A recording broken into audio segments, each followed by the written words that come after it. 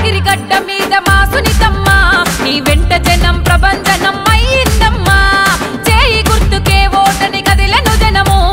పట్నం సునీతమ్మ నీ గెలుపు ఖాయము ఏ మల్కాజ్గిరి గడ్డ అన్ని ప్రజల్లోకి తీసుకెళ్ళాలి మనం ఇప్పుడు సిపిఐ కానీ కాంగ్రెస్ రెండు మిత్రపక్షాలైందనే ఉద్దేశం అది కూడా ప్రజల్లోకి తీసుకెళ్లాల్సిన అవసరం ఉంది కాబట్టి ఇన్ని రోజులు మనము రోజు మీటింగ్స్ మాట్లాడుతున్నాం తప్ప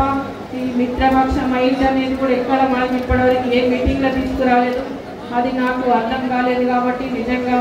ఈ రోజు ఇప్పుడు మాట్లాడుతున్నందుకు చాలా సంతోషంగా ఉంది కాబట్టి మన ఐకమత్యంతో నుండి మనం ముందు నిజంగా అన్ని సీట్లు గెలిపించుకోవాలి లోకల్ బాడీస్లో కానీ ఇంకా ఫ్యూచర్లో ఎన్నో ఎలక్షన్స్ వస్తున్నాయి అవన్నీ ఎలక్షన్స్లో కూడా మనం ఇప్పుడు ఎంపీ సీట్లో మంచి మెజార్టీ ఇచ్చి గెలిపిస్తే లోకల్ బాడీస్లో కూడా సిపిఐ వచ్చే అవకాశం ఉంటుంది కాబట్టి ప్రతి ఒక్కటి అందరం నిజంగా ఐకమత్యంతో ఉండాలి మన సిపిఐ ఎలక్షన్స్ లోకల్ బాడీస్లో కూడా ఉండాలి ఎందుకంటే ఇప్పటివరకు ఆర్థికంగా ఫైనాన్షియల్గా లేని వాళ్ళు అని అంటున్నారు అట్లా కాదు ఇప్పటి నుంచి రానున్న ఎలక్షన్ మారిపోతుంది డబ్బు లేని రాజకీయం ఉండాలి నేను అదే కోరుకుంటున్నా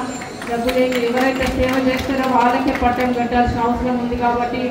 ప్రతి ఒక్కరం ఎవరైతే సేవ చేస్తారో వాళ్ళకి హార్ట్ఫుల్గా మనందరం పనిచేద్దాం నేను కూడా మీకోసం మీ ఎలక్షన్లో కష్టపడతా మీరు పిలిచినా పిలవకుండా నేను వచ్చి మీకోసం పనిచేస్తా తప్పకుండా మీరు ఈ 10 రోజులు కష్టపడండి నేను 5 సంవత్సరాలు మీకోసం కష్టపడతా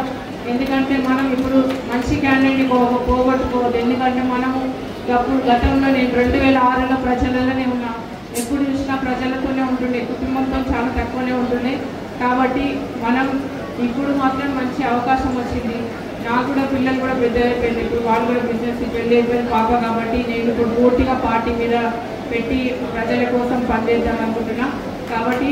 ఎందుకంటే మనం ఇప్పుడు నేను కూడా లోకల్ బాడీస్ ఎలక్షన్స్లో ఉండే ఇప్పుడు ఎంపీ చైర్పర్సన్ ఎన్నిసార్లు చేస్తారు మీరు ఎమ్మెల్యే చేయరా ఎంపీ చేయరా అంటే సరే ఎందుకు అవకాశం వచ్చింది గతంలో 2 times వచ్చినా కూడా వద్దులేని హస్బెండ్కి మహేందర్ రెడ్డి గారికి ఇవ్వడం జరిగింది మిత్రపక్షం కలిసినందుకు నాకు చాలా సంతోషంగా ఉంది నిజంగా నేను వేరే పార్టీలో ఉన్నా కూడా నాకు కూడా సిపిఐ కావాలన్నాయి ఎందుకంటే చాలా వరకు ఎప్పటి నుంచో నిజంగానే కమ్యూనిటీ కావాలన్నాయని అనేవాళ్ళు అప్పుడు కూడా అప్పుడు నేను జెడ్పీ చైర్పర్సన్గా ఉన్నప్పుడు 2006లో కమ్యూనిటీ సిపిఐ కవిత ఉండదు ఆమె మాకు సపోర్ట్ చేసింది నిజంగా చాలా మంచిగా ఆ రోజు అందరం కోఆర్డినేషన్తో ఉండేవాళ్ళము నరసింహ కూడా ఎమ్మెల్యే అని కూడా మోదీ ఎమ్మెల్యే ఎప్పుడు సిపిఐ అంటే ఈరోజు కలిసినట్టుగా నేను చెప్తలేను చాలా వరకు నాకు సిపిఐ అంటే చాలా ఇష్టమే ఉంటే వాళ్ళ పాపాలు వాళ్ళ కోఆర్డినేషన్ వాళ్ళ కమ్యూనికేషన్ వాళ్ళు ఎట్లా అంటే స్టాండర్డ్ ఉంటారు మాట ఇస్తే తప్పరు వాళ్ళ భావాలు నిజంగా గొప్ప ఉంటాయి కాబట్టి మనం అట్లా అన్ని పార్టీలు కూడా అదే ఐక్యమత్యంతో ఉంటే నిజంగా అభివృద్ధి అనేది సాధ్యమవుతుంది కాకపోతే మీరు ఫైనాన్షియల్గా లేరు అని అంటున్నారు కాబట్టి అది కొంత బాధ అనిపించింది నాకు కాబట్టి అది కూడా అట్లేముండదు మనకు కూడా మంచి రోజులు వస్తాయి కాబట్టి మనం కూడా వెయిట్ చేద్దాం ఇప్పుడు టీఆర్ఎస్ ఉంటుంది అనుకున్నామా పోయింది అందరు ఉంటుంది అని అనుకున్నారు కాబట్టి టీఆర్ఎస్ పని అయిపోయింది అనేది ప్రజలందరికీ తెలుసు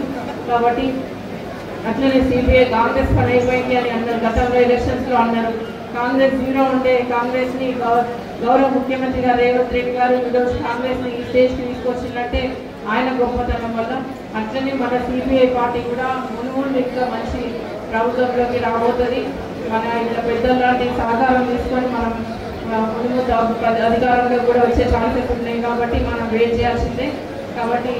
ఏదేమైనా కూడా ఇప్పుడు ఎలక్షన్స్ వచ్చినాయి ఎంపీ ఎలక్షన్స్ ఇంకా టైం తక్కువ ఉంది మనకి టైం కూడా లేదు కాబట్టి ప్రతి ఒక్కరం కష్టపడాల్సిన అవసరం ఉంది ఈ 10 రోజులు అందరం కష్టపడితే ఇప్పుడు మనం ప్రజల్లోకి డోర్ టు డోర్ క్యాంపెయినింగ్లో వెళ్ళి ప్రతి ఒక్కరం ఇంటింటి గడపకి వెళ్ళి ప్రతి ఒక్కరం ప్రజా స్కీమ్స్ ఇప్పుడు మన